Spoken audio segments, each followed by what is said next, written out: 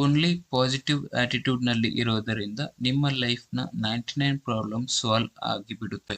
ನೋಡಿ, ಪ್ರತಿಯೊಬ್ಬರ ಲೈಫ್ ನಲ್ಲಿ ಪ್ರಾಬ್ಲಮ್ಗಳು ಇದ್ದಾವೆ, ಫೇಲಿಯರ್ಗಳು ಇದ್ದಾವೆ. ಬಟ್ ಆ ಫೇಲಿಯರ್ ಗಳಿಗೆ ಫೇಸ್ ಮಾಡಲಿಕ್ಕೆ ಮತ್ತೆ ಆ ಪ್ರಾಬ್ಲಮ್ ಗಳಿಗೆ ಸಾಲ್ವ್ ಮಾಡಲಿಕ್ಕೆ ನಿಮ್ಮ ಆಟಿಟ್ಯೂಡ್ ಪಾಸಿಟಿವ್ ಇರೋದು ತುಂಬಾ ಇಂಪಾರ್ಟೆಂಟ್. ಅರ್ಥ ಮಾಡಿಸ್ತೇನೆ ಹೇಗೆ ಅಂತ. ನೋಡಿ, ಒಬ್ಬ ನೆಗೆಟಿವ್ ಆಟಿಟ್ಯೂಡ್ ಇರೋ ವ್ಯಕ್ತಿ ಯಾವಾಗಲೂ ನೆಗೆಟಿವಿಟಿಗೆ ಅಟ್ರಾಕ್ಟ್ ಆಗುತ್ತಾನೆ.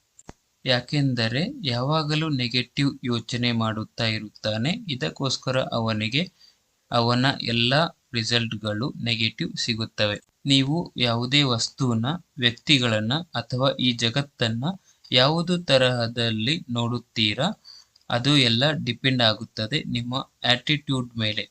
ನಿಮಗೆ ಇರೋ ಪ್ರಾಬ್ಲಮ್ ಬೇರೆಯವರಿಗೆ ಅದು ಪ್ರಾಬ್ಲಮ್ಮೇ ಇಲ್ಲದಿರಬಹುದು.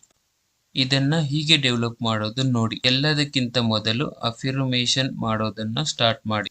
ನಿಮಗೆ ನೀವು ಯಾವಾಗಲೂ ಪಾಸಿಟಿವ್ ಮಾತನಾಡಿ ನೆಗೆಟಿವ್ ಯೋಚನೆ ಮಾಡೋದನ್ನ ಬಿಡಿ. ಎಲ್ಲ ವಸ್ತುಗಳನ್ನ ಪಾಸಿಟಿವ್ ಗಳಲ್ಲಿ ನೋಡೋದನ್ನ ಶುರು ಮಾಡಿ. ನಿಮ್ಮ ಫೇಲಿಯರ್ ಮತ್ತೆ ಲೈಫ್ ಅಲ್ಲಿ ಬರೋ ಚಾಲೆಂಜಸ್ ಗಳನ್ನ